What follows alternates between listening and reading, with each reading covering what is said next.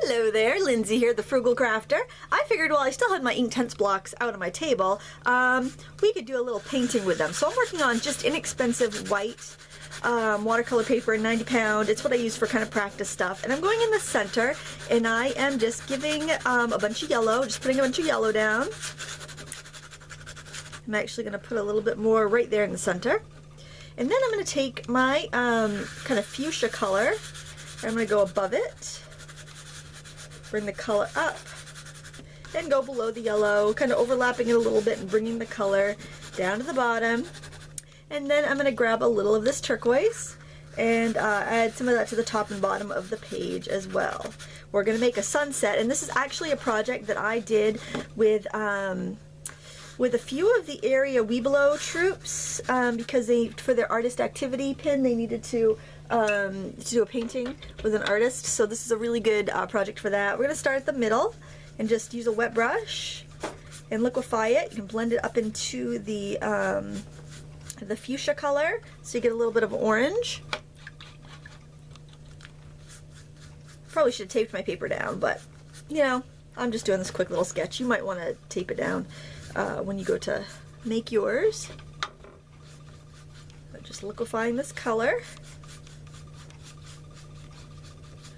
I want a little bit more of that fuchsia, so I'm just picking it right up from the block.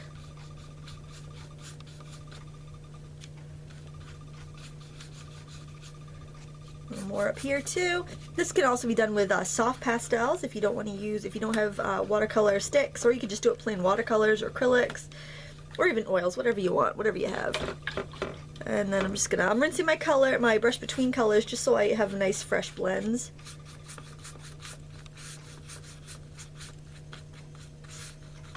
Alright, and I think I will put maybe a little bit more of that turquoise at the top and the bottom of my paper. Alright, while this is, actually I'm going to give this a little spritz of water, help blend it. Alright, and let me rinse my brush off again, and any areas that seem a little too unblendy, I'll just go over. Too hard-edged, not unblendy, jeez. Where did I get my art degree? Off the back of a cereal box? Oh wait, I don't have an art degree. Ha! That's why. That explains it. That explains a lot, doesn't it, folks? A little bit more blue. I like the blue, don't you? A little bit of, make a little purple in there. Alrighty. Now, if I want to put some clouds in there, I can do that. Maybe grab a little bit of that blue just on the corner of my brush. I'm using a 1-inch angled. I'm just going to grab a little bit of that too. Just kind of throw in a little, some cloudy shapes in my sunset sky. And then you also want to kind of mimic that down here at the bottom of the paper because we're going to have some reflections in the water. Alright, so now it looks like a big old mess. So if yours looks like a big old mess, congratulations, you're doing the right thing. Now I'm going to take a stick of black and I'm going to work right on the wet paper because it's going to give me some really nice, crisp lines. So what I'm going to do is just very carefully try to draw a horizon line. Hopefully that's fairly straight. If not, oh well, we're just practicing here. Then I'm just going to kind of draw a little island in the background. So, if anyone's watching that did take one of my Boy Scout classes, they're going to really recognize this because we did this as a group. Now I'm going to put in kind of this beachy area, I'm just going to draw some rocks. And this would be a situation where it would be an advantage to break up my sticks, but I can't do that yet. I cannot break up my Inktense blocks yet because I just got them like the day before yesterday, so I cannot justify doing that. Okay, so I just kind of use the edge to make some kind of rocky shapes. I want some of the color to show through. And then I think I'll just put like a couple little rocks on their own over here. Then what I'm going to do is grab a brush. Any brush is fine, whatever you feel comfortable with. I think I'll just grab this 1/2-inch flat over here. I'm actually going to pull some of the color in and make kind of a little bit of a shadow, or reflection rather, under the island. I'm going to do it under the rocks too. And then if you want to play with this a little bit, refine your edges, you can do that with the brush. Just don't work it too much because you want to make sure you keep that rough, rocky look. Alright, now I think I'd like to put a tree in here. So what I'm going to do is just kind of put I keep wanting to call them stalks, put a branch, a tree trunk, that's it, that's the word I'm looking for, and a few branches out there. I can hear my dog. I'm going to have to run over and let her in a second. It was quite the interesting, I don't know what to call it. There was a squirrel stealing food out of the chicken coop because I had the door open so they could run around today. And I'm surprised the chickens allowed that, but it was very cute. Very, very big, fat gray squirrel helping himself. And then maybe a few little, just little grasses over here. Just use the edge of the intent stick. And if you don't feel like you have enough control, then you can grab a brush, kind of use the color you already have down as a palette, and just kind of grab up some little grasses and shrubs that way. You can also fill in anything you want to be more solid with a wet brush as it liquefies that color. You get gobs and gobs of color as you do this. Really, really fun. All right, I think I might throw a couple birds. So I'll just put like maybe it's a couple birds back here. That one's flying a little crooked. What's he been up to? And again, I can refine that a little bit with a brush, because that needs a little, that little crooked flying bird needs a little bit of help.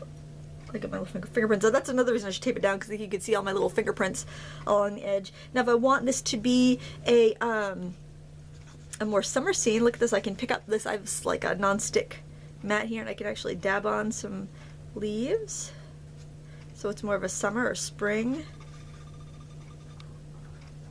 scene there, which I think I do. I think I'll put some cattails in there, so I think I need some more. I want to clean up what's on my mat first, because I hate to waste it, you know. Hoarder. I'm a hoarder. Art supply hoarder. Actually, no, I'm not. I don't have a problem using it, but I don't like to waste it. And dab right in front too, just like you're painting birch trees. You might even want a bigger brush, so you can vary your size of your leaves. I'm just kind of pressing down a little bit harder to make some bigger leaves.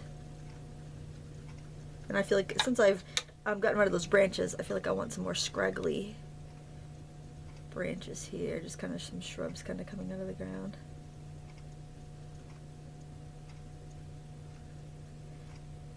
And then I think I'll put a few cattails over here, kind of some reeds.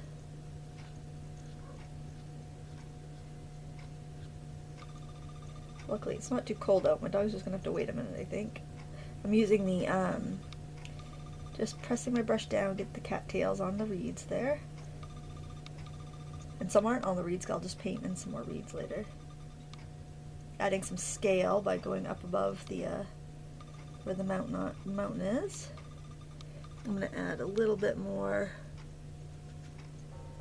Whoop, telephone, hang on a minute. Alright, I'm back. I've been joined in the studio with my dog now. There we go. I'm going to put a few more cattails in there. I'm going to put a few more branches, just kind of have something attached to some of these guys here. Put all those little thingies on the top of the cattails, get those in there too. And there we have a finished painting. It's just a great way to try out your supplies. So there you have it. Actually, hold on a second. I'm gonna hold this up for you. Alright, here we go. We can see this. I did hit it with a heat gun so you can kind of see it dries to a velvety matte finish.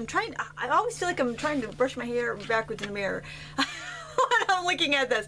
And my hand goes one way and the picture goes the other way on the monitor. Anyway, so it's got a very chalky kind of velvety matte finish when you're done. That's something I hadn't noticed before with using the Inktense pencils, because I usually didn't put this much color on.